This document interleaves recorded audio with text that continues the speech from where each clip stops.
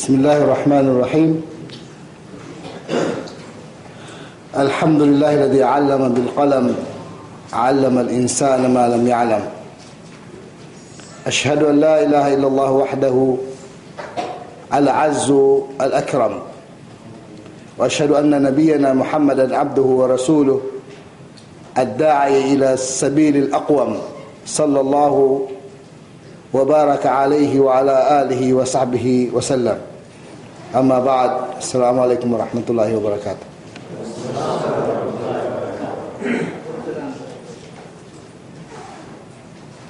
Mga kapatid sa Islam, tiyak walang pag-aalinlangan ang kaalaman sa Islam ang pinaka-pangunahin sa karangalan ng isang mananampalataya. Ito ay liwanag, magandang katangian, subalit ang kamangmangan, ang pinagmumulan ng anumang masama o masamang bagay, kapahamakan,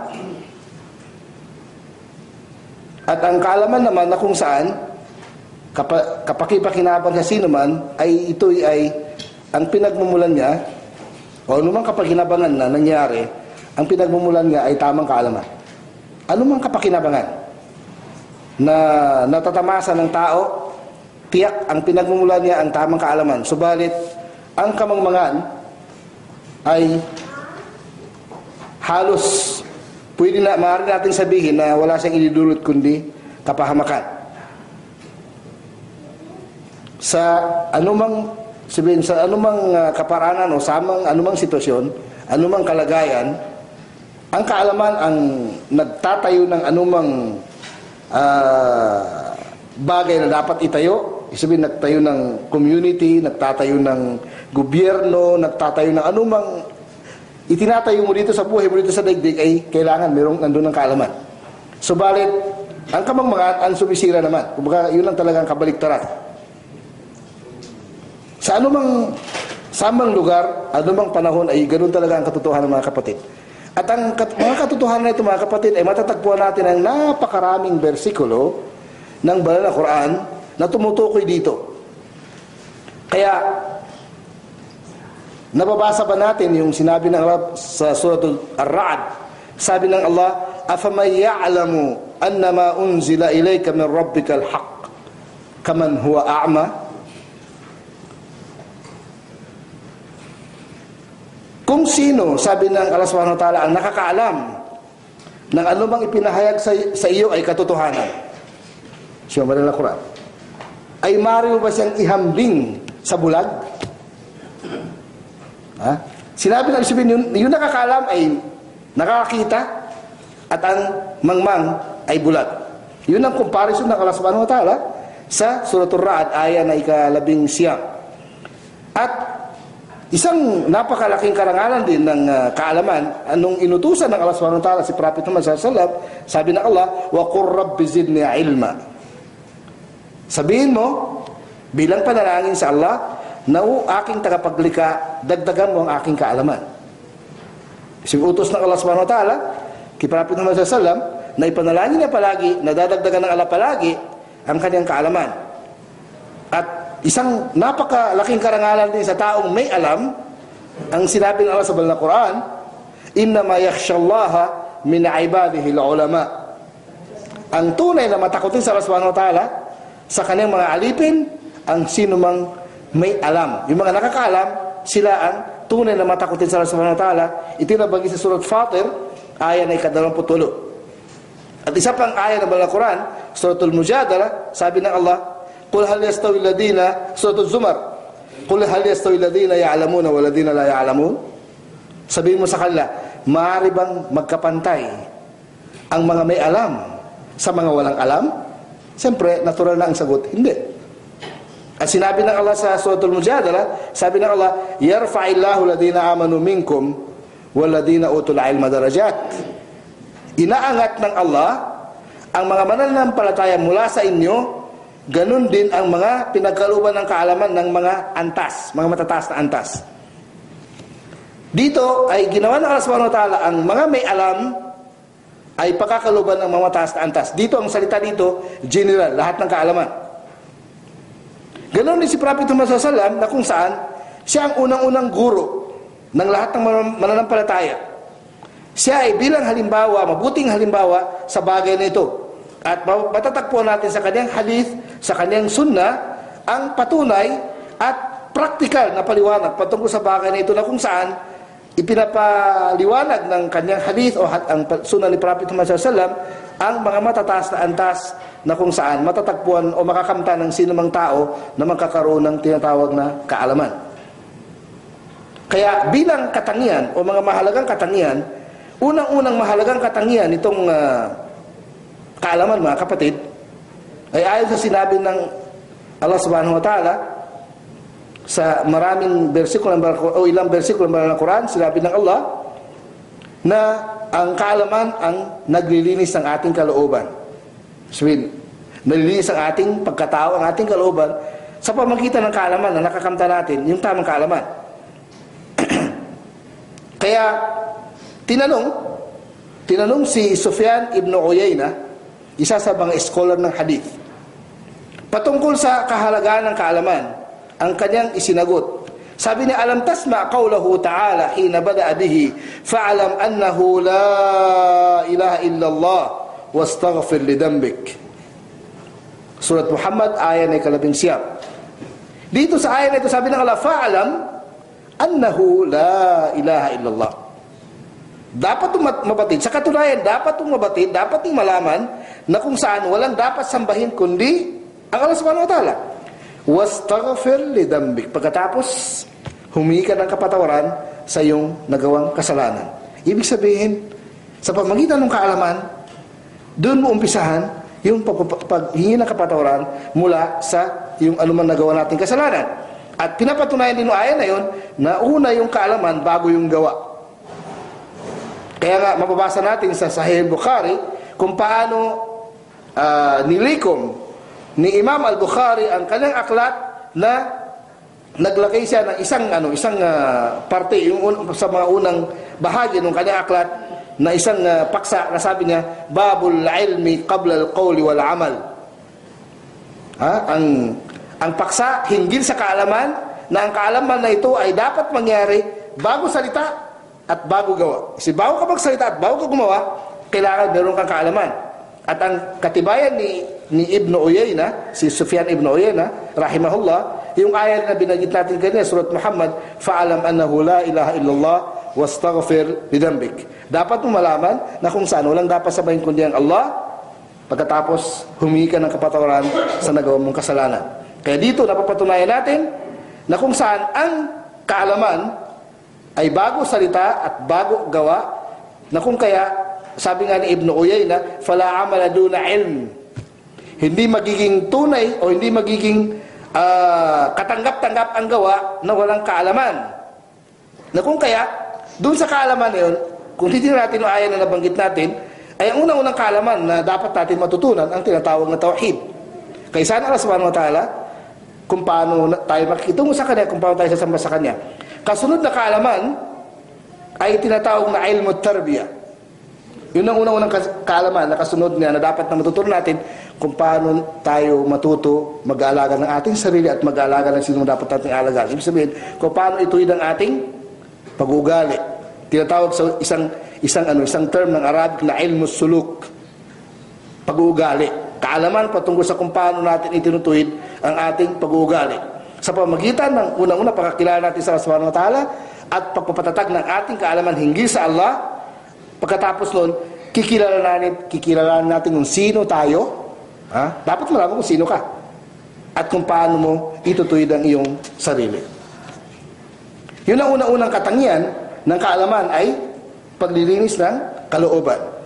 Napakahalaga rin katangian ng kaalaman, mga kapatid. Ito ay liwanag sa ating puso't isipan. Liwanag. Nililinaw niya ang mga bagay na malabo. Nililinaw ng kaalaman ang mga bagay na malabo, na kung saan sa sino mang tao na nag-aral ay makikita niya ang mga katotohanan sa kanyang tunay na anyo o sa tunay na pagka-sitwasyon. At ang tinutukoy dito, mga kapatid, na, kasi sinasabi na nurul basira, ibig sabihin yung puso't isipan, hindi yung mata. Siyempre ang mata ay maring bulag, pero dito sa kalooban mo nakakita ka. Kaya tinutukoy nito basarul qulub. Sinabi na nga sa banal na Quran sa surat Al-Hajj, fa innaha la ta'mal absar walakin ta'mal qulubul lati fis sudur.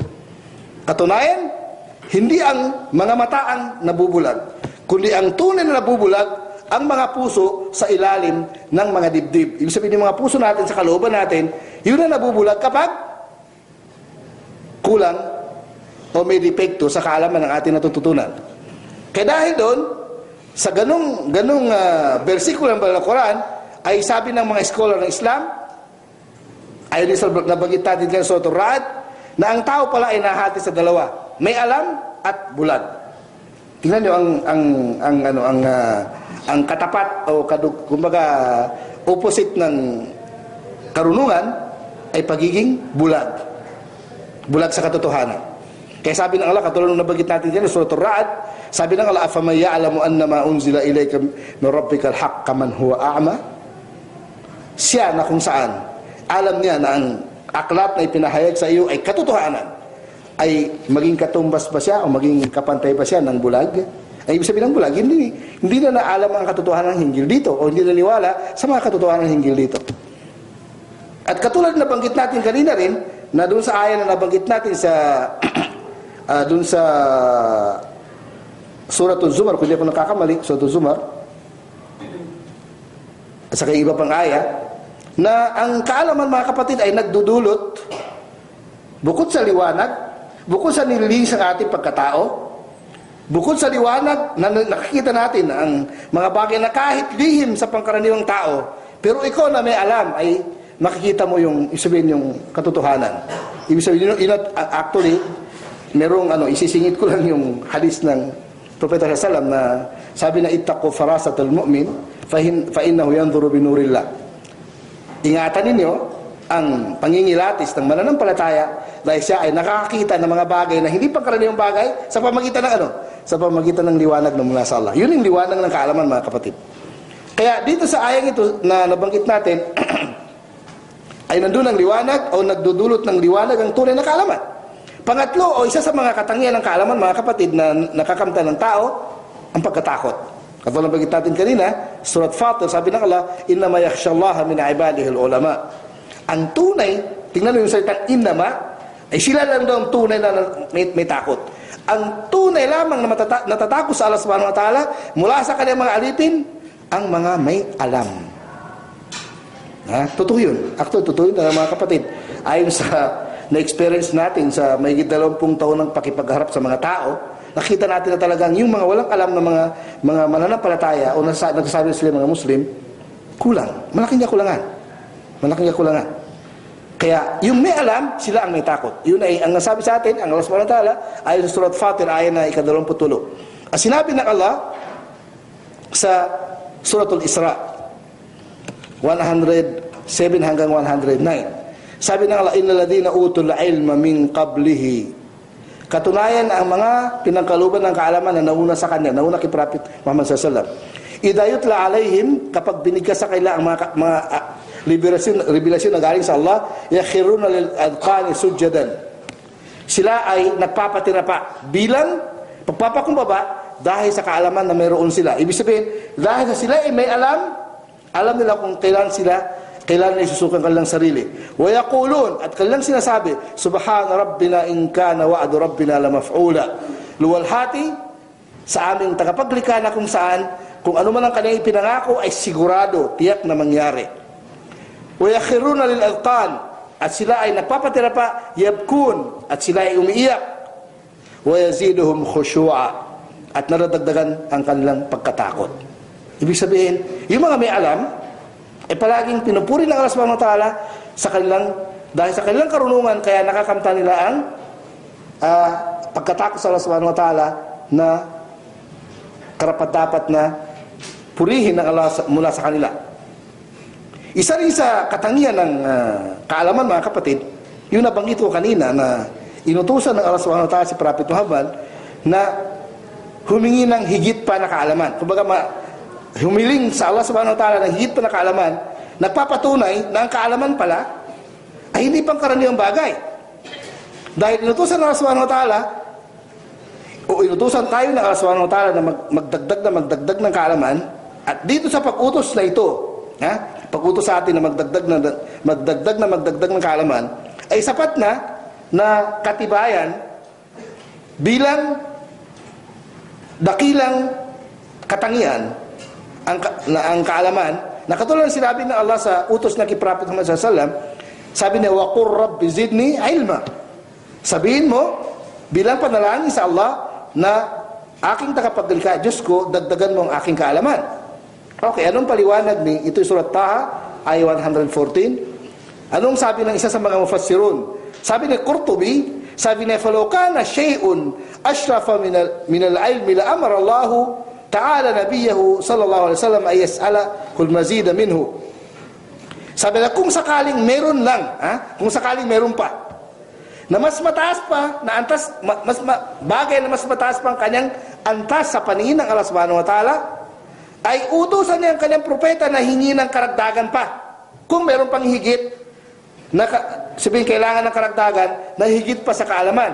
Kama amara ayastazidahu min al-ilm. Nakatulad ng pag-utos na sa kanyang sugo na humingi pa ng karagdagan ng kaalaman. Ibig sabihin, kung sakaling meron pang hihigit sa kaalaman na dapat mong ihingi sa Allah subhanahu wa ta'ala, idalangin sa Allah na madagdagan sa iyo, nakatulad ng pag-utos na kay Prophet Muhammad sallallahu alaihi wasallam, ay siguradong uutusan pa niya ang kanyang propeta na humingi pa ng karagdagan.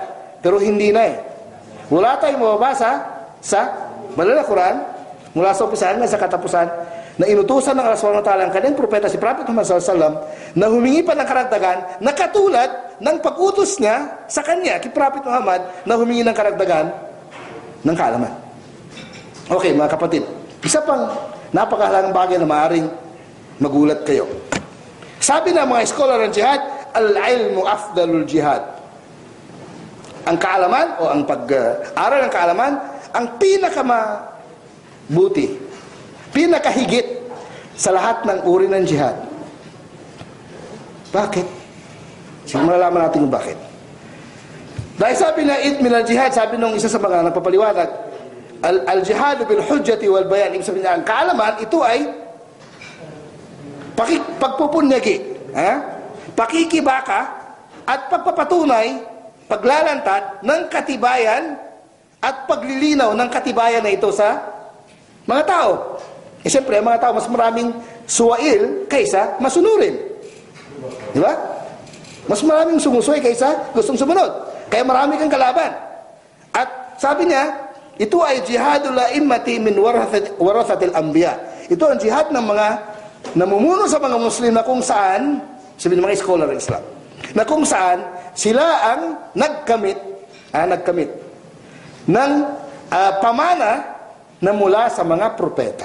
Sila ang nagkaroon ng, sila ang nagmana ng pagiging propeta sa kanilang pagiging scholar ng Islam. Ito ang kanilang unang-unang jihad. At sabi nung nagpaliwanag, sabi na, huwa a'zamu manfa'atin min al-jihad bil yad wal lisan. At mas higit pa ang kapakinabangan kaysa jihad sa pamagitan ng kamay o sa dila. Li shiddati mu'nati, dahil sa kahirapan na nararanasan ng mga taong nakipagharap sa mga tao sa pamamagitan ng kaalaman na ito. Wa kathratul aduwi fi, at sa dami ng kalaban. Mas maraming kalaban. Bakit? Sabi ng Allah sa Banal na Quran, ito ang patunay. Yung mga scholar natin na mga nagpapaliwanag, mga kapatid, hindi sila sasalita ng kanilang sariling pananaw, kundi ito ay galing sa Quran. Katulad sinasabi sa Surah Al-Furqan, sabi ng Allah, walau syi'na laba'athna fi kulli qaryatin nadiran. Kung ginusto lang namin, sabi ng Allah subhanahu wa ta'ala, ay magpadala kami sa bawat bayan ng tagapagbabala. Fala tuti'il kafirin. Huwag na huwag mong sundin ang mga walang pananampalataya. Wajahidhum bihi jihadan kabira. At makipag-jihad ka, makipaglabang ka sa kanila sa pamamagitan, bihi, ito, Quran, ng malaking jihad. Ibig sabihin, ito malaking jihad. Bakit?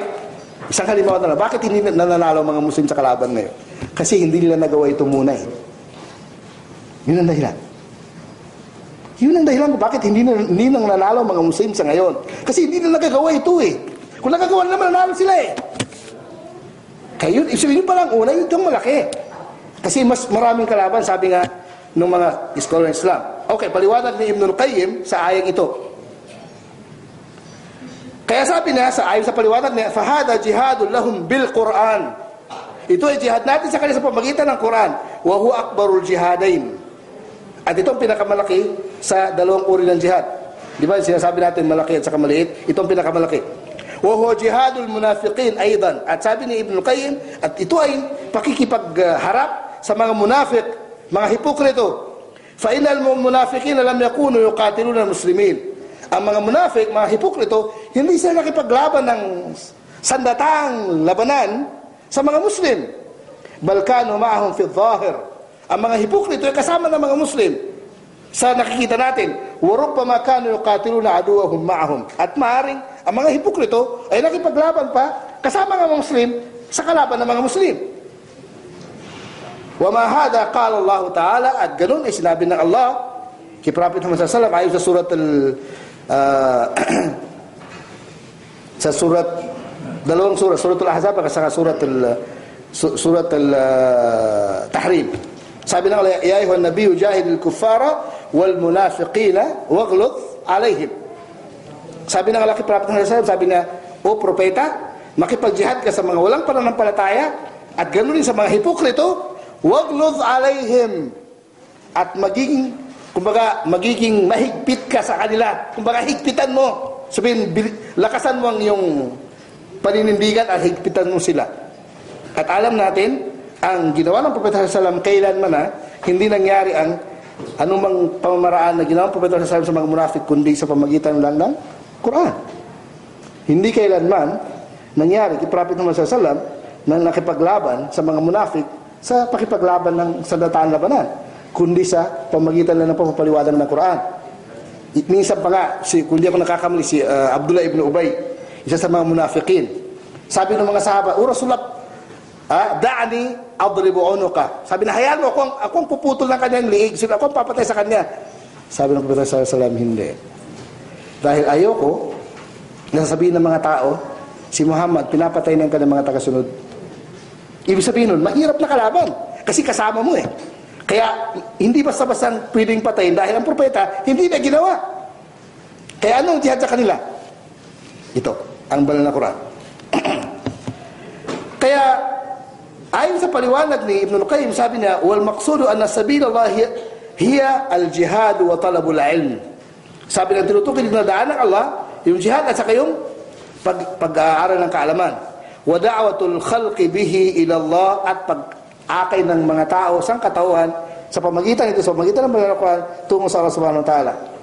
Ang paliwanag nito ni Ibn Qayyim ay mababasa natin sa kanyang aklat na Miftah Daris Sa'ada, ang susi ng tahanan ng kaligayahan. Nandun yung paliwanag na yun ni Ibn Qayyim rahimahullah sa itong pinaliwanag natin. Meron namang hadis si Abu Hurairah radhiyallahu anhu. Sabi ni Abu Hurairah, qala Rasulullah sallallahu alaihi wasallam, man jaa masjidi hada.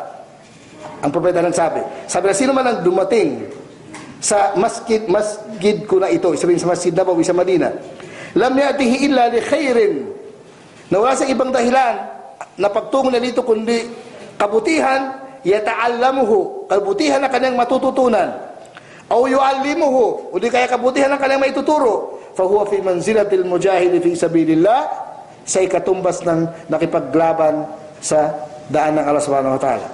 Yun ang sabi ng propeta, karugtong na hadith. Wa man ja'a li ghairi dhalik, asin naman ang dumating na iba ang kanyang dahilan, hindi yun ang kanyang dahilan, fahuwa bi manzilatir rajul yanzuru ila mata'i ghairi. Sabi ng katumbas sa isang tao na siya ay tagamatsyag sa pagmamayari ng iba. Sabihin, hindi na pagmamayari. Sabihin, utos-utosan o tagamatsyag sa pagmamayari ng iba. Itong hadith na ito, mabasa natin sa Ibn Majah na authentic na hadith. Okay. Dito rin sa kaalaman na ito, mga kapatid, yun yung, kumbaga, mahabang paliwanag kasi para maintindihan natin kung bakit nagkaganon. na yung pala ay malaking jihad ang ating pag-aaral ng kaalaman, dahil ang kalaban natin ang sarili natin. Pagkatapos nun, kapag nakaya natin ating sarili, ang makakalaban natin yung mga tao na ibig sabihin haharapin natin para ipaliwanag natin ang kaalaman na ito. Okay, isa rin sa kahalagahan ng kaalaman na ito ay inutusan tayo na mag-uunahan. Inutusan tayo ng Allah subhanahu wa ta'ala na mag-uunahan para makamtan ang bagay na ito. Ayon sa hadis ng Propeta sallallahu alaihi wasallam, na sabi nga ng Propeta sallallahu alaihi wasallam, hindi na pinahintulot ang inggit maliban dito, maliban sa paggasta ng kayamanan, sa kabutihan o pagturo ng kaalaman. At ito ay dahil sa sabihin napakahalagang katangian ng dalawang bagay na ito, ang paggasta ng kayamanan at pagturo o pag-aaral ng kaalaman. Kaya inutusan tayo ng Islam sa pamamagitan ni Prophet Muhammad sallallahu alaihi wasallam na mag-uunahan para dito sa napakahalagang kabutihan na ito. Hadis ni Abdullah ibn Mas'ud radhiyallahu anhu, sabi niya, qala Nabi sallallahu alaihi wasallam, sinabi ng Propeta sallallahu alaihi wasallam, la hasada illa fi ithnatain. Walang maaari ipinahintulot na kainggitan ng sino man kundi dalawang bagay lang. Rajulun, unang-una sabi niya yung tao, atahu Allahu malan fasallata ala halakatihi fil haqq. Itong tao na ito na binigyan ng kaalaman ay ginastan niya lahat-lahat sa kabutihan, sa katotohanan o sa kabutihan. Wa rajulun atahu Allahu al-hikmah. At ang tao na binigyan ng Allah subhanahu wa ta'ala ng kaalaman, fa huwa yaqdi biha. Ibig sabihin, itong kaalaman na ito ay ipinamuhay niya, itinuturo niya, wa yu'allimuha, at itinuturo niya sa tao. Itong hadis na ito, mga kapatid, ni Abdullah ibn Mas'ud ay muttafaq alay. Napaka-authentic na hadith na napagkasunduan ni Bukhari at saka si Muslim. Okay, isa pa sa napakahalagang mayroon dito, mga kapatid, sa kaalaman na ito, dahil ang kaalaman ito ay a'zamu minna, napakahalagang biyaya. Kumbaga pinakadakila sa lahat ng biyaya na ipinagkaloob ng Allah subhanahu wa ta'ala sa atin, ang kaalaman. At ang sino man ang pagkakaluban nito, siya ang ginabayan sa katotohanan. At ang katulad ng sinabi natin, dahil ang kaalaman na ito, mga kapatid, ay nagpapatunay na ikaw ay mahal ng Allah. Kapag ikaw ay natuto ng anumang kaalaman at naipamuhay mo, nai-apply mo sa sarili mo, ibig sabihin nun, ginabayan ka ng Allah subhanahu wa ta'ala. Hadis ni Abdullah ibn Abbas radhiyallahu anhu, sabi niya, sinabi ng Propeta sallallahu alaihi wasallam, narinig na niya Abdullah ibn Abbas, sabi niya, mayuridillahu bihi khairan yufaqihu fid din. Mayuridillahu bihi khairan yufaqihu fid din. Sino man ang nais ng Allah na maging mabuti, sino man tao na nais ng Allah na maging mabuti, ay pagkakaluban niya ng kaalaman. Allahu Akbar. Kumbaga yun, kahit yun lang, mga kapatid, ang katangian na makakamta natin dahil nandito tayo sa pag-aaral ng kaalaman, ay sapat na.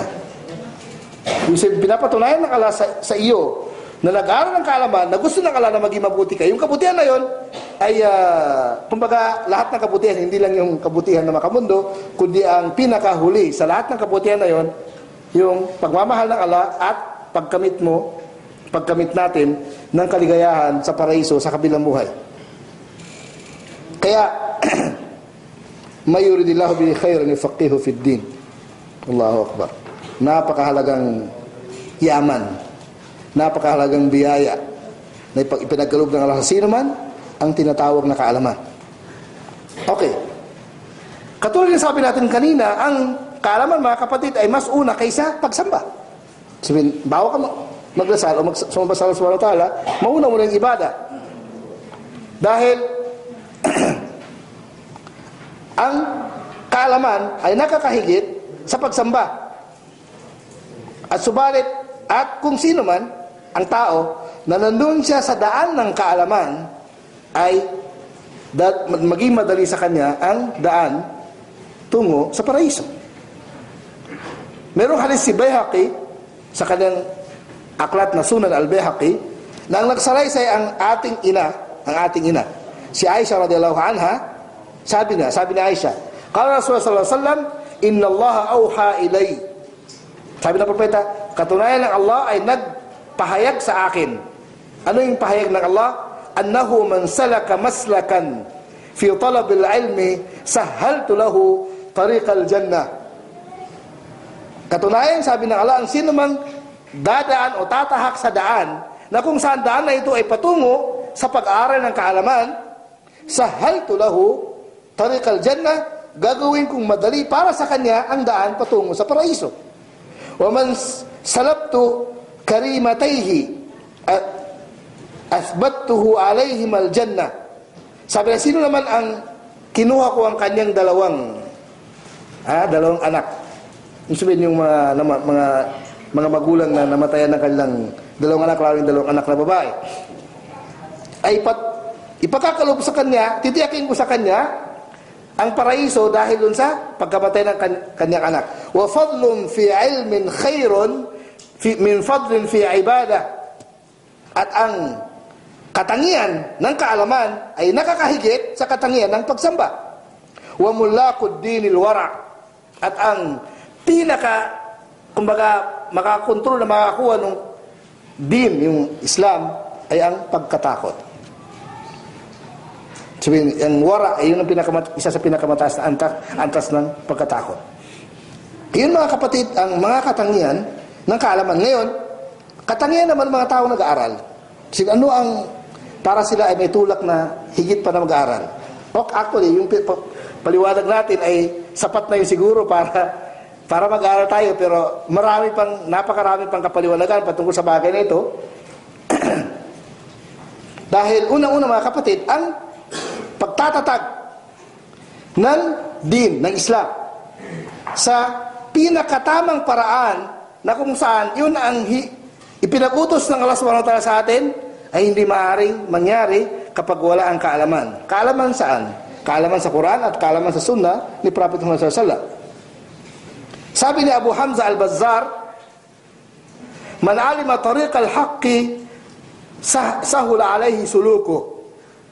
Sino sabi niya, alam niya ang daan tungo sa katotohanan, ay madali siyang tumungo doon.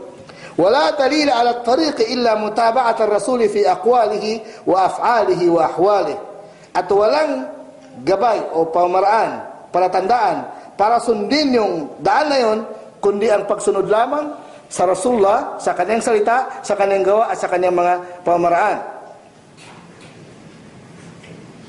Dahil doon sa katulad ng paliwanag ni Al-Bazzar, dahil doon ay inutusan tayo ng Allah subhanahu wa ta'ala na mag-aral. Katulad na banggit pa rin natin kanina, na paulit-ulit na nababanggit ng mga eskolar ng Islam, yung 11 na ayat ng surat Muhammad na sinabi ng Allah, fa'alam annahu la ilaha illallah wastaghfir lidambika walil mu'minina wal mu'minati wallahu ya'lamu mutaqallabakum wa mathwaakum. Katunayan na dapat mong mabatid, dapat malaman na walang dapat sambahin kundi ang Allah, at humingi ka ng kapatawaran sa iyong kasalanan, ganun din sa kasalanan ng mga mananampalataya, ng mga kalakihan at mga kababaihan. Wallahu ya'lamu mutaqallabakum wa mathwaakum. At ang Allah subhanahu wa ta'ala ang higit na nakakaalam kung anong inyong patutunguhan at inyong tahanan. Kaya inutusan tayo ng Allah subhanahu wa ta'ala, inutusan ng Allah mga mananampalataya na mag-aral ng kaalaman, na katulad ng sinabi ng Allah sa surat At-Tawbah. Sabi ng Allah, wa ma kana al-mu'minuna liyanfiru kaffa. Hindi maaari mangyari na lahat ng mga mananampalataya ay tumungo sa saan? Sa labanan. Falawla nafara min kulli firqatin minhum ta'ifa. At kung dahil sa ganun pala ang katotohanan na hindi dapat na lahat sila ay tumungo, ay kung sakaling ganun, sabi niya, ay mayroong grupo na kung saan sila ay nagpanatili liyatafaqahu fid din, upang sila ay matuto ng kaalaman. Ibig sabihin, tingnan niyo, ipinagutos ng Allah, tumungo tayo sa pakipaglaban kapag may kalaban, pero inutusan din tayo at the same time na mag-aral. وَلِيُنْذِرُوا قَوْمَهُمْ إِذَا رَجَعُوا إِلَيْهِمْ لَعَلَّهُمْ يَحْذَرُونَ. At upang balaan nila ang kanilang sambayanan kapag sila ay nakabalik, upang sila ay matakot o magkaroon ng ibig sabihin, babala sa salita ng Allah subhanahu wa ta'ala. Ibig sabihin, ipinagutos sa atin na tumungo sa pakipaglaban, at the same time, pinagutos din sa atin na ibig sabihin mag-aral. Kaya itong kaalaman na ito, sinabi na, liyatafaqahu fid din, upang sila ay makapag-aral ng tunay na kaalaman sa din, sa Islam. Ay itong kaalaman na ito ay walang iba kundi Quran at ang sunnah ni Prophet Muhammad sallallahu alaihi wasallam, na katulad din sinabi ng Prophet sallallahu alaihi wasallam, mayuridillahu bi khairan yufaqihu fid din. Sino man ang nais ng Allah na maging mabuti o nais ng Allah na magkaroon siya ng kabutihan, ay ituturo sa kanya ang kaalaman. Kaya ang kaalaman patungkol sa Quran at sa hadis ng Propeta sallallahu alaihi wasallam ay itinuturo ng Allah subhanahu wa ta'ala o ginawa ng Allah maging madali sa sino man ang nais matuto ang kaalaman na ito. Subalit ang sino man ang ayaw matuto ay gawin ng Allah na ilalayo sa kanya ang daan at ipagbabawal sa kanya anumang facilities, anumang mga kaparaanan para siya ay mag-aral at hindi na niya matututunan ng kanyang relihiyon. Subalit ang sino man ang tao na wala siyang alam sa kanyang relihiyon ay hindi siya matatawag na, ibig sabihin may alam, ibig sabihin ang tawag sa kanya ay mangmang. Kaya tayo bilang mananampalataya mga kapatid, pinag-utusan tayo ng Allah Subhanahu wa Ta'ala na mag-aral. Sabi nga ng Propeta sallallahu alaihi wasallam, karugtong pa rin ng ayan na yun, merong hadis, sabi ng Propeta, innamal ilmu bitta'allum wal fiqhu bittafaqquh. Sabi na ang kaalaman ay hindi maaaring matutunan kundi sa pag-aaral. At ang kumbaga malalim na pagkaintindi sa Quran at sa hadis ay matutunan din sa pamamagitan ng pag-aaral. Kaya kailangan sa sino mang mananampalataya na anuman ang kanyang magiging tungkulin ay doon niya ibabase ang kanyang pag-aaral ayon sa kanyang tungkulin na kumbaga inasayan ng Allah Subhanahu wa Ta'ala sa kanya. Ibig sabihin hindi natin pwedeng ikaila na tayo ay pinili ng Allah na matuto at mag-aral.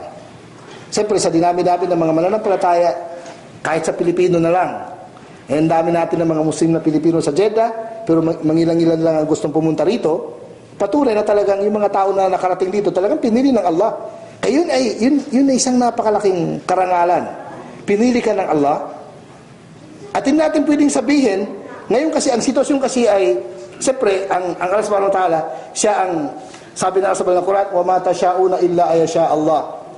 Ano man ang gusto ni mangyari, yun ay, kung bagay na yun ay nandun ng kagustuhan ng Allah Subhanahu wa Ta'ala, sigurado mangyari. Ang ibig ko sabihin, tayo kasi, lalo katulad ng sitwasyon natin sa Pilipinas, isa lang may paliwanag ko doon sa pinaka-conclusion ko, ibig sabihin, sa sitwasyon natin mga kapatid, hindi tayo pare-pareho ng pinanggalingan. Ibig sabihin, bawat isa sa atin ay halos nag-iisa sa kanyang barangay, halos nag-iisa sa kanyang bayan, o minsan halos nag-iisa siya sa kanyang probinsya. Sa tingin niyo kaya, sa isang taong nag-Muslim at nag-isa sa kanyang barangay, hindi ba karapat-dapat siya mag-aral para ituro niya ang kanyang kaalaman? Pwede bang sabihin na hindi? Meron mga ordinary, sabihin natin, buong probinsya ng mga Muslim lahat. Siyempre, meron dong i-assign ng Allah Subhanahu wa Ta'ala sa pamagitan ng pagpili ng Allah, siyang higit na nakakaalam kung paano na pinipili ang mga tao na magiging iskola. Katulad dito sa Saudi Arabia. Pero sa sitwasyon natin mga kapatid, iba. Ang sitwasyon natin ay halos, ikaw lang nag-iisa sa barangay mo na Muslim, ikaw lang nag-iisa sa bayan mo na Muslim, umaring, ikaw lang nag-iisa sa probinsya mo na Muslim. Ibig sabihin nun, magpasalamat ka dahil ikaw ang pinili ng Allah. Binigyan ka ng karangalan, na yung nga, sabi ng Allah sa Quran, sabi ng Propeta sa kanyang hadis, mayuridillahu bihi khairan yufaqihu fid din. Sino man ang nais ng Allah na maging mabuti ay pagkaloob na sa kanyang kaalaman sa Islam. Ayun ay karangalan na dapat natin pagyamanin, dapat natin ilagay sa tamang kalalagyan at dapat natin intindihin para mailagay natin sa tamang kalalagyan. Merong paliwanag si Qais ibn Kathir, sabi niya, qadima rajulun min al-Madina ala Abi Darda wa huwa bi Dimashq. Dumating sabi ng isang tao galing sa Madina habang kay Abu Darda, na habang si Abu Darda ay nasa Dimashq, nasa Syria. Faqala ma aqdamaka ya akhi. Sabi ni Abu Darda, siyempre alam natin si Abu Darda ay isang sahaba. Isang sahabi. Sabi ni Abu Darda doon sa taong dumating galing pa sa Madina, pumunta pa sa Dimashq dahil nandun si Abu Darda. Anong dahilan? Makita natin ang dahilan dito sa kwento. Sabi ni Abu Darda, "Ma'aqdama ka ya akhi." Anong dahilan? Bakit ka pumunta rito? Faqala hadithun balagani annaka tuhaddithuhu an Rasulullah sallallahu alaihi wasallam.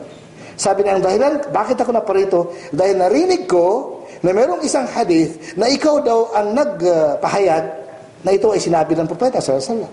Si gusto ko makasigurado. Galing ng Madina, pumunta ng Damascus. Allahu Akbar. Ano, may eroplano? Hindi, tren. Astagfirullah, hindi. Naglakad. Allahu Akbar. Okay. Sabi ni Abu Darda, "Ma jita li hajatin?" Sabi niya, wala kang ibang, ano mang dahilan? Bakit ka pumunta? Kala la. Sabi niya, wala. Kala ma kadimta li tijara. Hindi ka ba dumating dito dahil sa business, negosyo? Kala la. Sabi niya, hindi rin. Siyempre kasi alam natin, Damascus ay isang kilalang siyudad sa negosyo. Noong unang pa nakapanuhan pa. Kala ma jita illa fi talabi hadal hadith. Sabi niya, wala kang dahilan. Kung bakit ka naparito kung hindi dahil lang sa hadis na ito? Sabi niya, "Naam." Qala fa inni sami'tu Rasulullah sallallahu alaihi wasallam. Dahil sabi na bakit kita kumbaga hinihigpitan sa pagtanong? Sabi ni Abu Darda, dahil narinig ko ang sugo ng Allah sallallahu alaihi wasallam na yaqul, kanyang sinasabi. Ito yung hadis. "Man salaka tariqan yabtaghi fihi ilman." Sino mang tao na tumungo sa daan na kung saan ang daan na yun ay patungo dun sa pag-aaral ng kaalaman, salakallahu bihi tariqan ilal jannah, ay dadaling siya ng Allah sa daan patungo sa paraiso. Sabihin, akay siya tungo sa paraiso. Allahu Akbar. Wa innal malaika, at ang mga anghel, latataw ajnihata haritan li talibil ilm. Ibinababa nilang kanilang mga pakpak, yung mga anghel, ibinababa nilang kanilang mga pakpak bilang pagpapakumbaba sa taong naghahanap ng kaalaman. Allahu Akbar. Wa innal alim, at ang taong may alam na, sabihin yung nag-aaral na, meron na siyang alam, la yastaghfir lahu man fis samawati wa man fil ard. Humingi sa kanya, para sa kanilang kapatawaran ang lahat ng nasa kalangitan at lahat ng nasa kalupaan. Paano ka pa hindi mapatawad? Buong mundo ay humingi ng kapatawaran para sa iyo. Paano ka pa hindi mapatawad? Buong sanglibutan ay humihingi ng kapatawaran para sa iyo. Paano ka pa hindi patatawarin ng Allah? Kaya paano pa sasayangin ang pagkakataon? Hatta al-hitala fil ma, kahit yung nasa kailaliman ng karagatan ng mga isda ay humingi pa rin ng kapatawaran para sa iyo. Ano pang gusto mo? Diba? Allahu Akbar. Wa fadlul alim ala al-abid ka fadlul qamari ala sa'iril kawakib. At ang katangian ng may alam sa isang mananampalataya na walang alam, mananampalataya, hindi kafir. Isang mananampalataya walang alam, ka fadlul qamari ala sa'iril kawakib, na katulad ng buwan kung ihambing mo sa lahat ng mga bituin. So, malaking buwan, maliit yung mga bituin. Innal ulama'a warathatul anbiya, at sabi ng karugtong ng hadis, at ang mga may alam sa Islam, sila ang tagapagmana ng mga propeta. Tagapagmana. Sabihin, sila ang kahalili, kapalit ng mga propeta. Innal anbiya lam yuwarithu dinaran wala dirhaman. At ang mga propeta ay wala silang ipinamana na, sabihin, dinar o dirham. Sabihin, hindi kayamanan ang kailang pinapamana. Innama warathul ilm. Ang kanilang ipinamana sa atin ay kaalaman. Faman akhadha bihi, akhadha bihadhin wafir. At ang sino man nagkamit ng kaalaman, siya nagkamit ng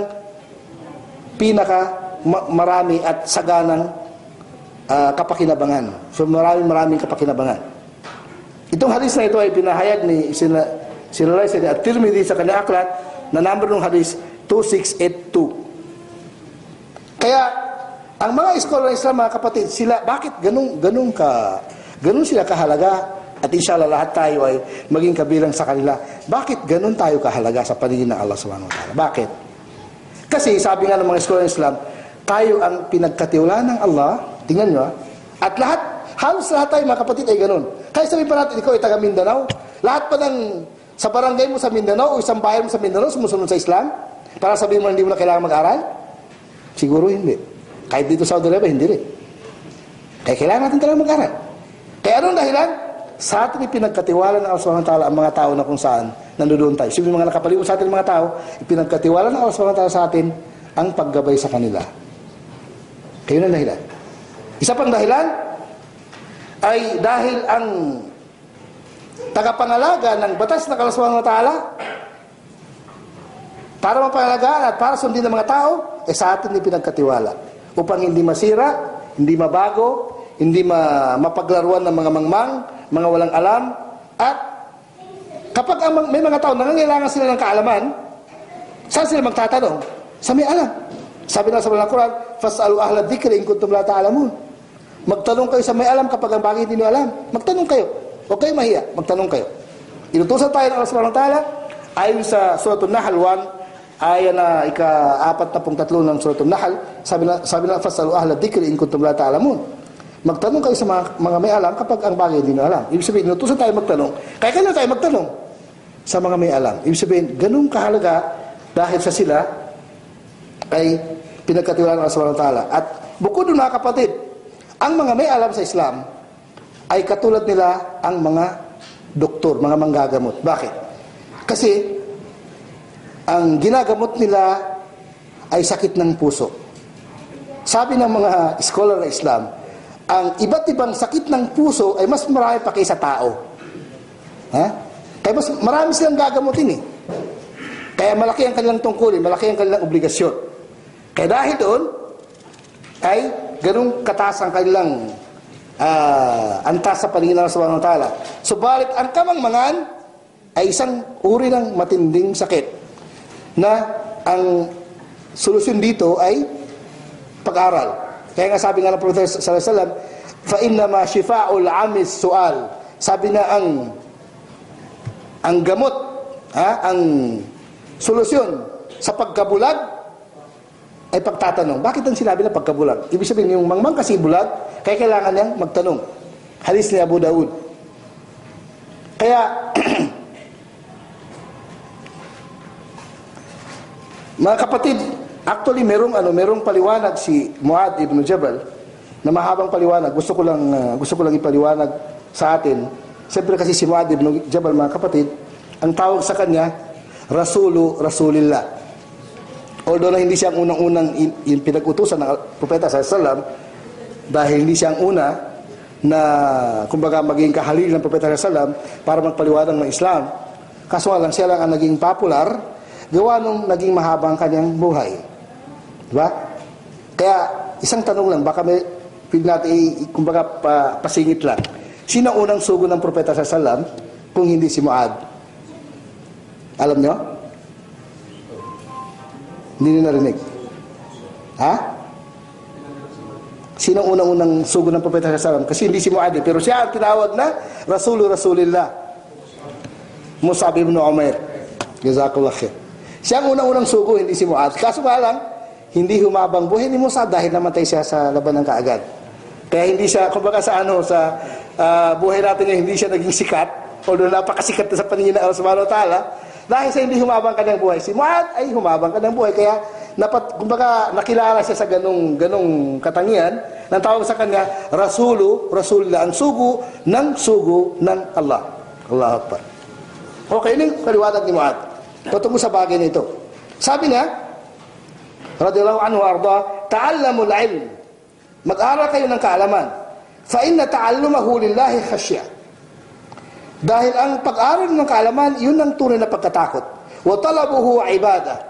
Ang pag-aral na ito ay pagsabarin. Wa mudarasatuhu tasbih.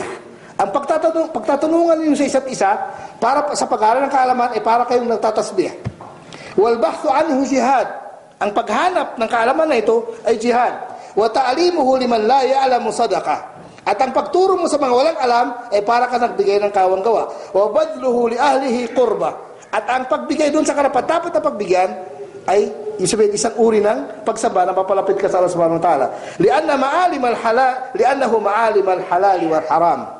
Dahil ito ang nagpapatunay kung alin ang halal, alin ang haram, alin ang kaalaman. Wal anisu fil wahsha. At ito ang kumbaga magpapalakas ng kalooban mo kapag ikaw ay nag-iisa. Wasahibu fil khilwa. At kasama mo sa yung sabihin kapag ikaw ay nag-iisa para sumamba sa Allah Subhanahu wa Ta'ala.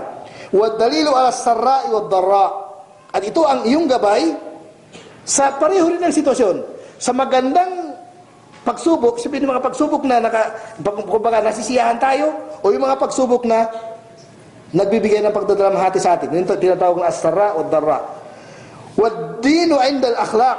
At ito ang ibig sabihin, ito ang pinaka din kung ang pag-uusapan ay pakikitungo sa iba. Ibig sabihin, matututo kang makikitungo ng tamang pakikitungo sa iba kung ang kaalaman mo ay tamang kaalaman. Di ba? Masyaallah. Talagang si Muad ay karapat-dapat ng kanyang bansag na Rasulullah. Wal qurbu 'inda al-ghuraba.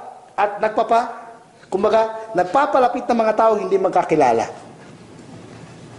Sabihin, wala kayong ugnayan, pero nagkaroon kayo, naglalapit ka dahilan sa kaalaman. Di ba totoo yung mga kapatid?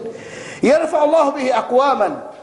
At inaangat ng Allah sa pamagitan ng kaalaman ang maraming mga tao. Fajaluhum fil khalqi qalatan yuqtada bihim. At ginawa ng Allah subhanahu wa ta'ala sa kanyang mga nilikha sa sangkatauhan na sila ay mamumuno.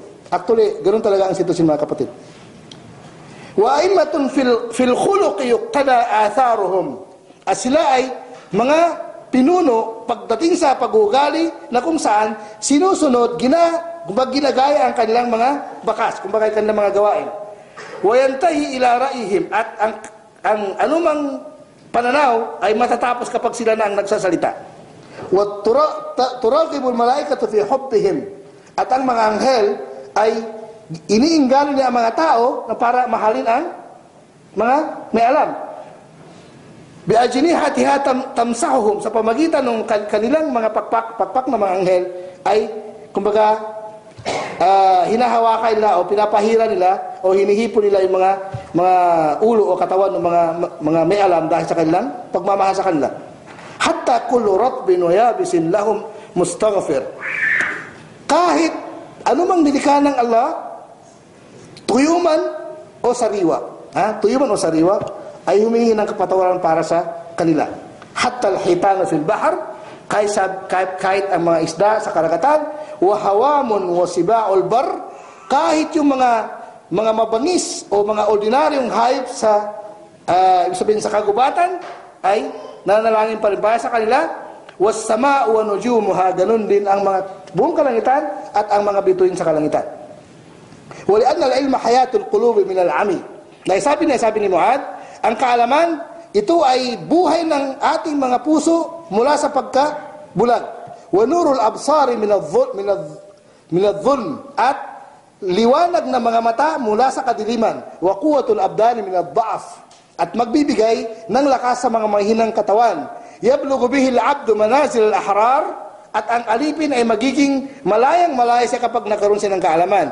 Wa mujalasatul muluk, at yung kahit yung alipin ay mangyari na maging katabi niya sa pag-upo o sa umpukan ang mga pinuno o mga hari. Wa darajatul ula fi dunya wal akhirah, higit sa lahat ay makakamtan mo ang mga matataas na antas dito sa daigdig, lalo sa kabilang buhay. Wal fikru bihi ya'dilu bis-siyam, at yung pag-isip mo sa kaalaman na mayroon ka, yung katumbas niya para kang nag-aayuno. Wa mudarasatuhu bil qiyam, at ang pag-aaral nito para kang nagdarasal sa gabi.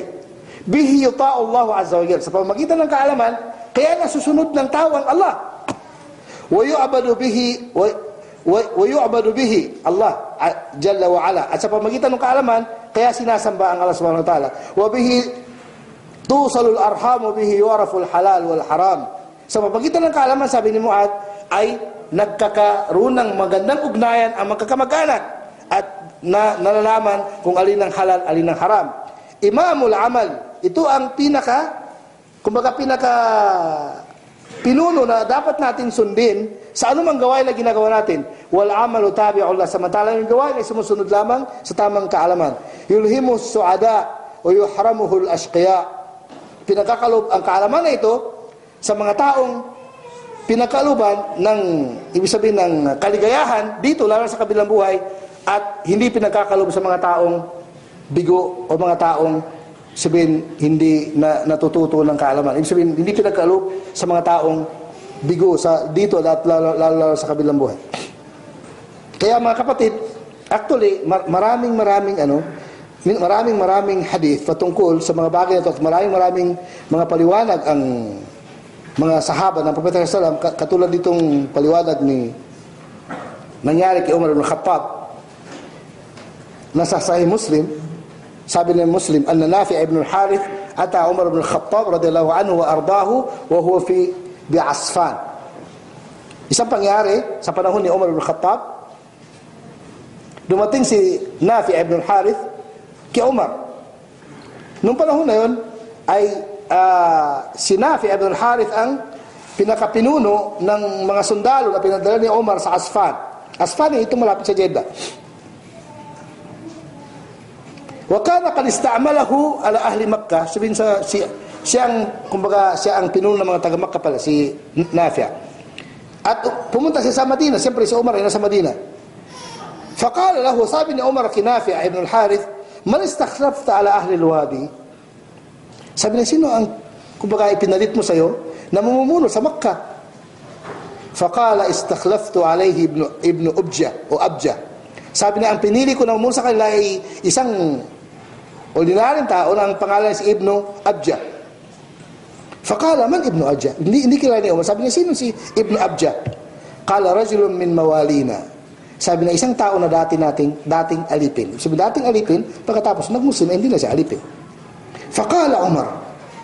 Sabi ni Umar, istakhlafta alayhim mawla? Sabihin, napili mo pang mamumuno sa Makkah ay alipin? Anong sagot ni Nafi'?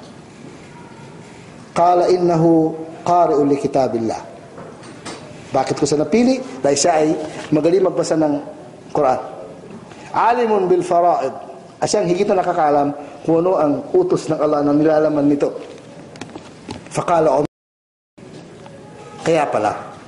Qala ala inna nabiyakum sallallahu alaihi wasallam, dahil sabi ni Umar, ang inyong propeta sallallahu alaihi wasallam ay kanyang sinabi, inna Allaha yarfa'u bihadha al-ilmi aqwaman wa yada'u bihi akharin.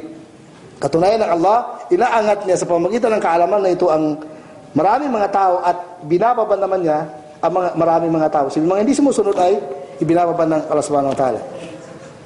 Ngayon mga kapatid, isang simpleng paliwanag bago matapos ang ating oras, doon sa kahalagaan ng kaalaman.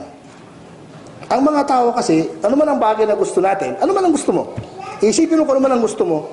Ang mga bagay na gusto natin, mga kapatid, sabi ng mga scholar ng Islam, ay nahati sa tatlo. Unang-una, gusto natin yung bagay na yon dahil magagamit natin sa ibang bagay.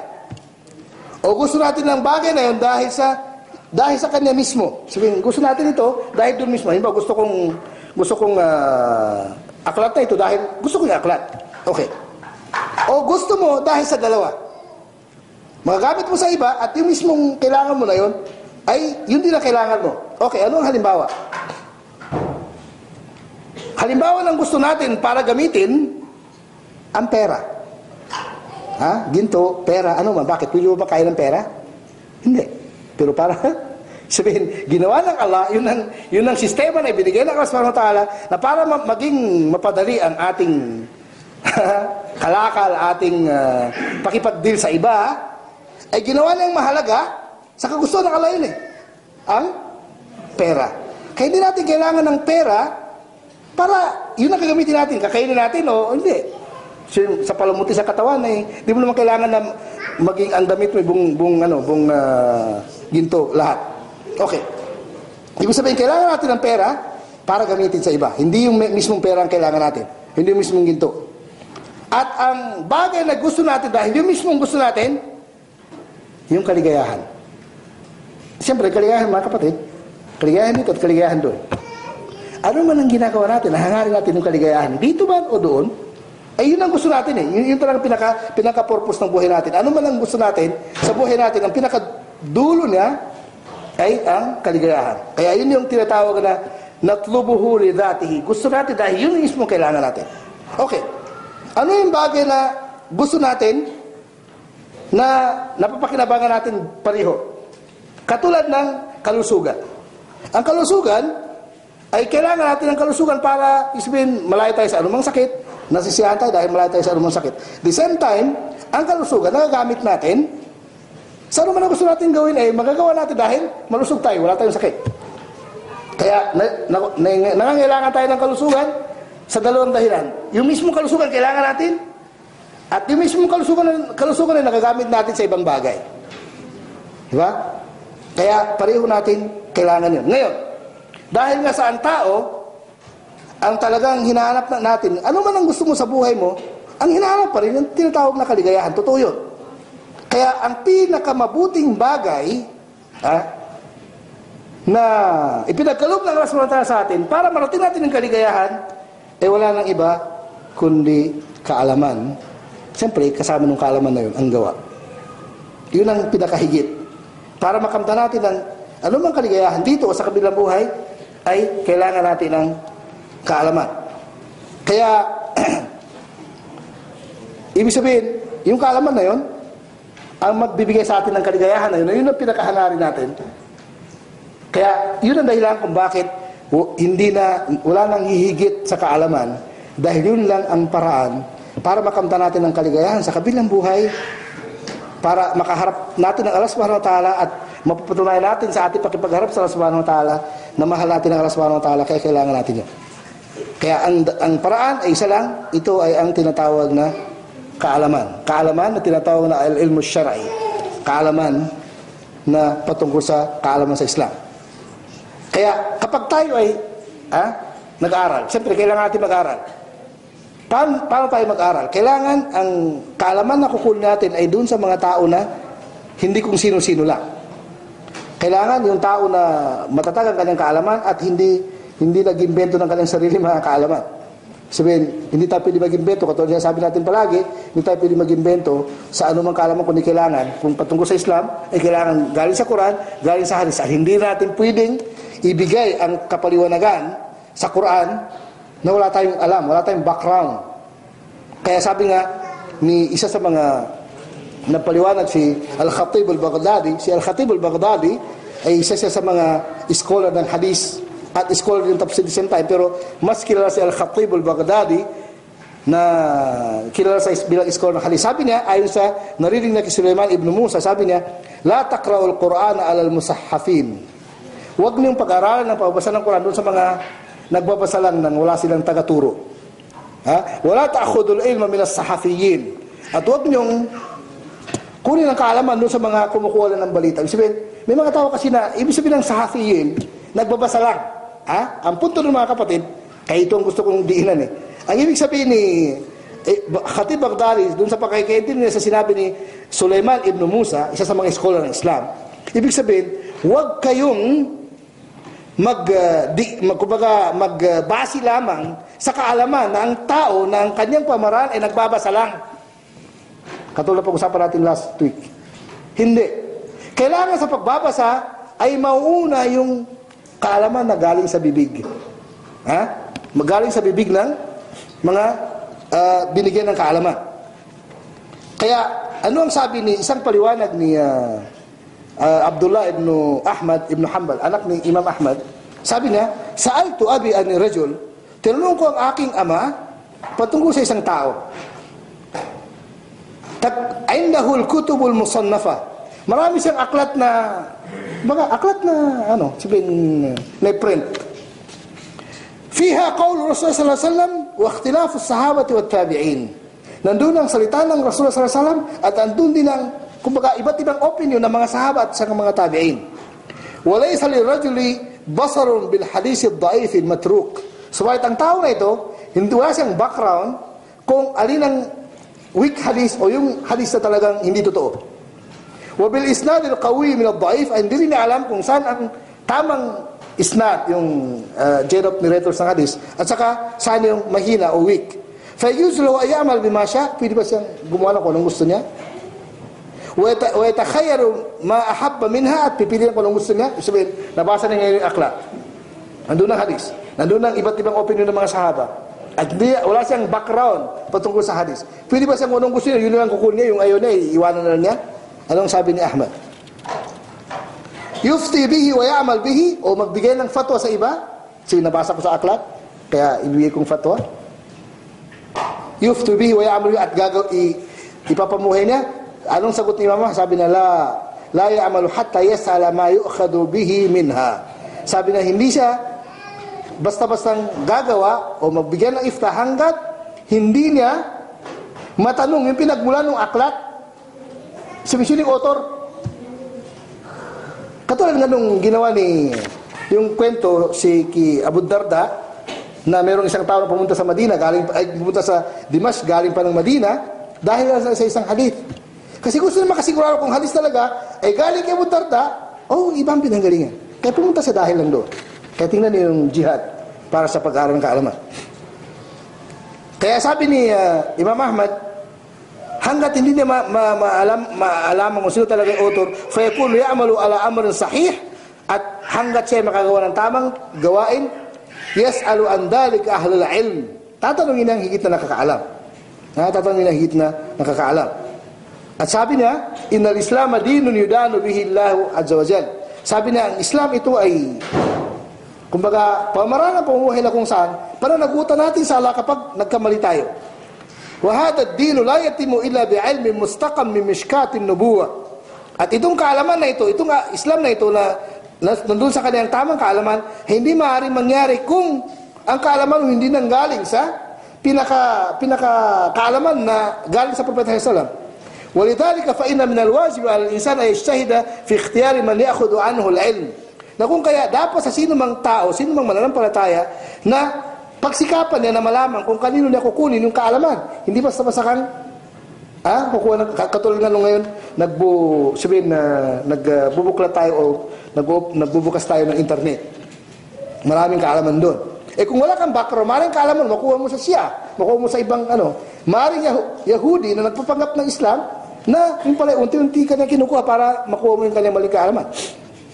Kaya kailangan meron kang background na kaalaman para hindi ka magkamali sa iyong ginagawa. Kaya ang pinaka malaking problema ng mga Muslim sa ngayon, mga kapatid, ay dahil sa hindi pagkakasundo sa iba't ibang opinion ng mga nagpapaliwanag. Kaya dahil sa iba't ibang opinion ng mga nagpapaliwanag o nagtuturo, ang mga tao, kumbaga yung mga nagtuturo na yun, kumbaga ginawa nila makakawatak-watak mga tao na hindi na sila magkakasundo. At bawat isa, meron silang sariling opinion na itinuturo sa iba na dahil nga sa kakulangan ng kaalaman. Kaya kailangan ay ang kaalaman na meron tayo ay yung sigurado tayo na ito ay galing sa tamang kaalaman. Dahil ang maling kaalaman ay mas marami siyang sinisira, miniwasak kaysa kanya idinudulot na kabutihan. Katulad ng hadis ni Bukhari na isinalay si Amr ibn al-As, Abdullah ibn Amr ibn al-As. Anong sabi ni Abdullah? Sabi na, sami'tu Rasulullah sallallahu alaihi wasallam yaqul, narinig kong sugon ng Allah subhanahu wa ta'ala nagsasabi, inna Allah la yaqbidul ilma intiza'an. Katunayan ng Allah, hindi na kinukuha yung kaalaman na nawala kaagad ng kaalaman. Yantazi'u min al-ibad, na kinukuha na sa mga alipin na merong alam. Walakin yaqbidul ilma biqabdil ulama. Ang pagkawalan ng kaalaman sa pamagitan ng pagkamatay ng mga scholar ng Islam.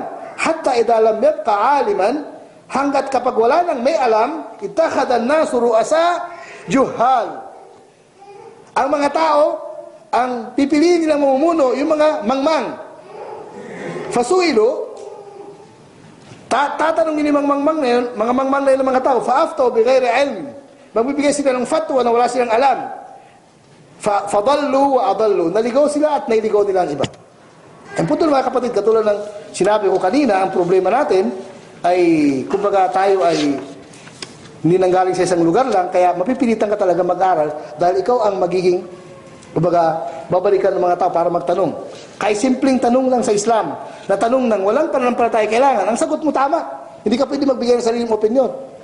Kasi kapag nagkamali ka, sinira mo ang Islam. Kaya, katulad siya sabi mo, mga kapatid, magiging obligasyon natin na 100% na mag-aral kasi tayo, hindi tayo nanggaling sa isang bansa na Muslim. Ang bansa natin, hindi yung bansa ng mga Muslim, na kung saan maaaring, ikaw lang nag-isa sa iyong barangay. Kaya, ikaw ang magpasalamat ka dahil ikaw ang pinili ng Allah na magiging gabay ng buong barangay o maging gabay ng buong bayan. Magpasalamat ka. Pero hindi ibig sabihin nun, ay ibig sabihin manunod ka lang na katulad nangyari sa karamihan. Kaya nangyari sa kanila yung mga kapatid natin na ayaw mag-aral. Pag uwi sa Pilipinas, kahit hindi na bumalik sa Christian, pero balik sa dating gawi, sa dating ugali. Kasi wala siyang kaalaman eh. Sa halip na pangahawakan niya yung kanyang obligasyon na siya pinili ng Allah, ay siya ay kumbaga matutuno na parang yelo sa napakalamig na mainit na pagkakamali. Okay. Ngayon mga kapatid, kumbaga conclusion ng aking paliwanag, unang-una, sa pamamagitan ng kaalaman mga kapatid, napapatunayan natin kung sino tayo. Tayo tunay na alipin ng Allah subhanahu wa ta'ala.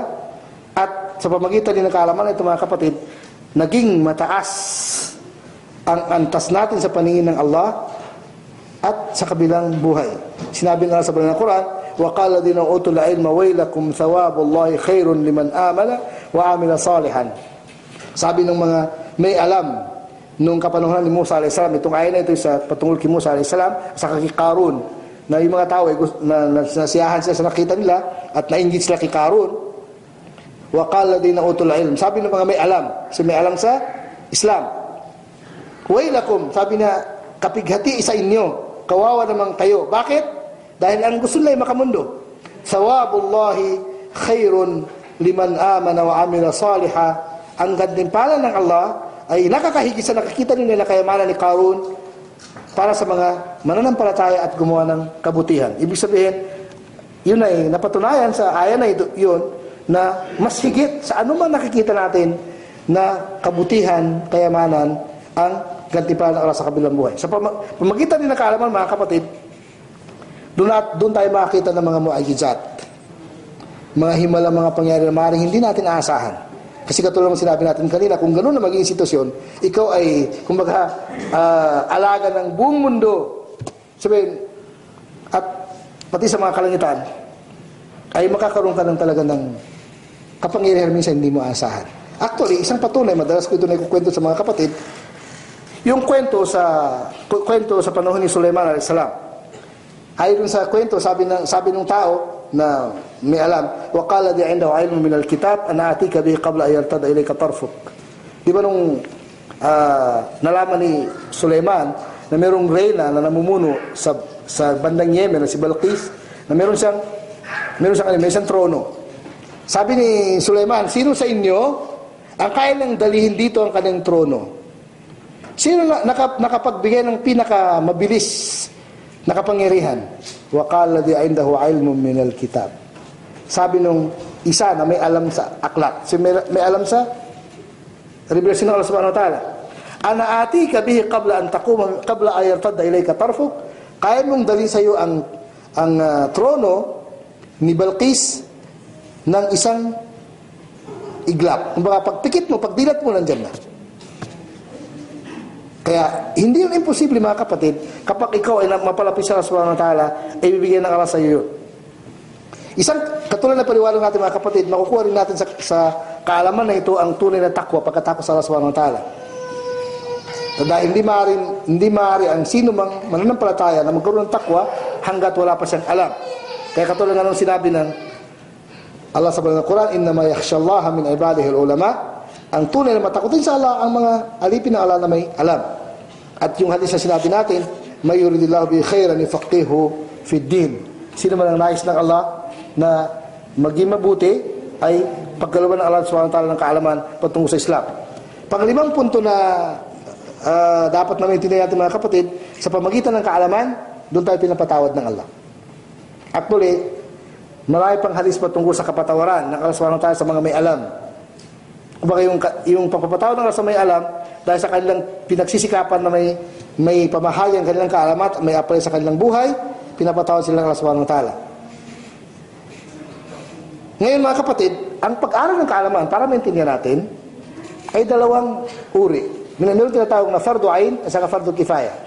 Sabihin, fardu ain sa atin, sabihin, obligado sa atin lahat-lahat, walang exempted.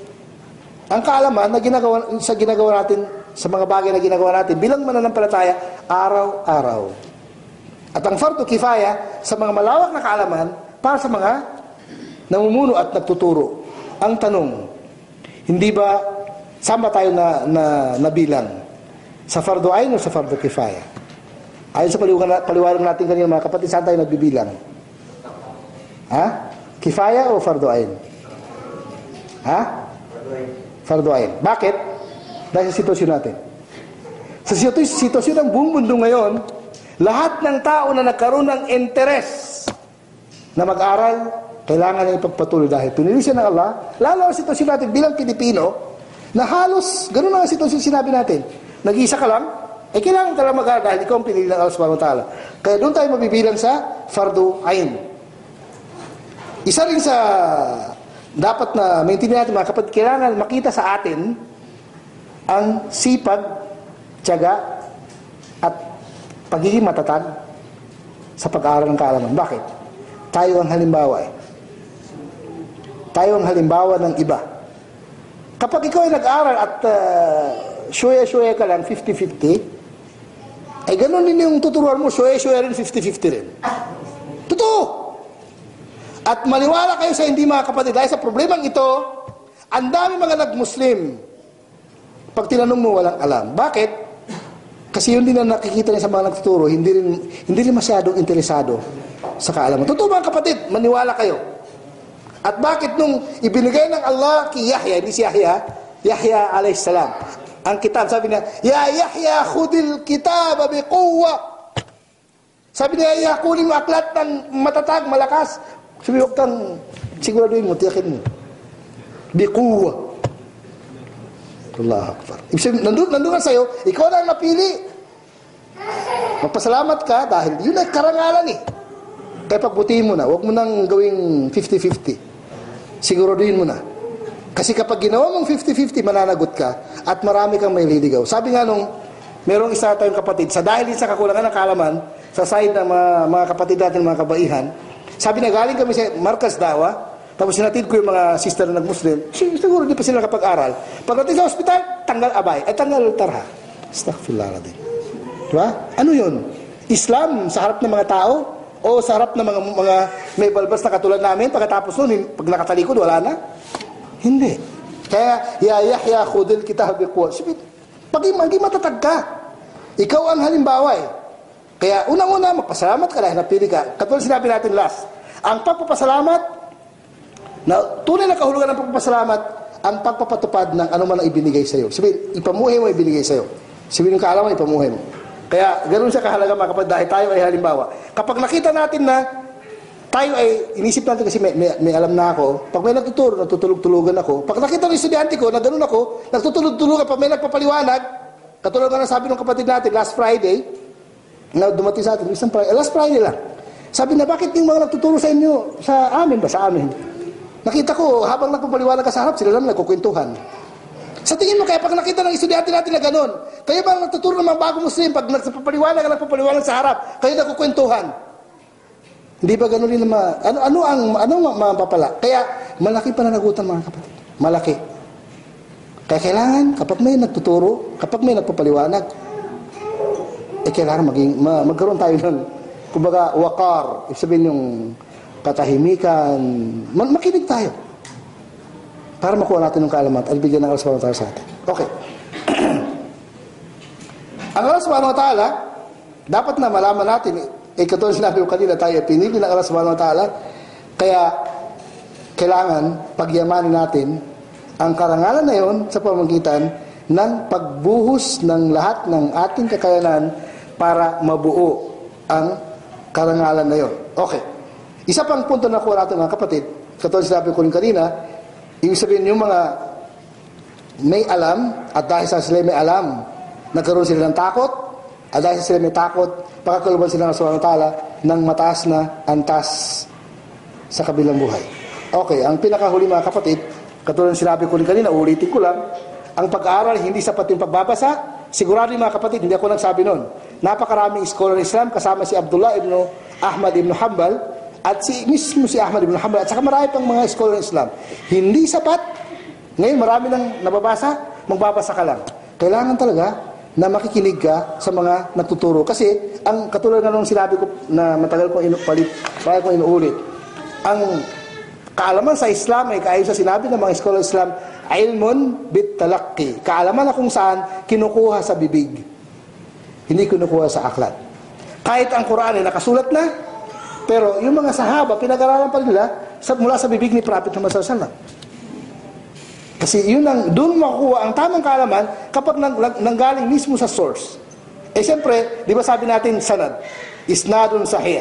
Tamang isnad. Ibig sabihin nun, paano nangyari tamang isnad? Kasi hindi siya naputol. Anong sinabi mo sa akin? Yun din na pinaniwala ko sa iba. Yun din na pinaniwala hanggat nakarating sa, hanggat nakasunod sa aklat. Kaya kailangan natin ganun. Kung gusto natin ng tamang kaalaman, kailangan magkaroon tayo ng tamang isnad sa pamagitan ng kaalaman na mula sa bibig ng binigyan ng kaalaman. Kaya mga kapatid, humaba na tayo at may isang oras na tayo.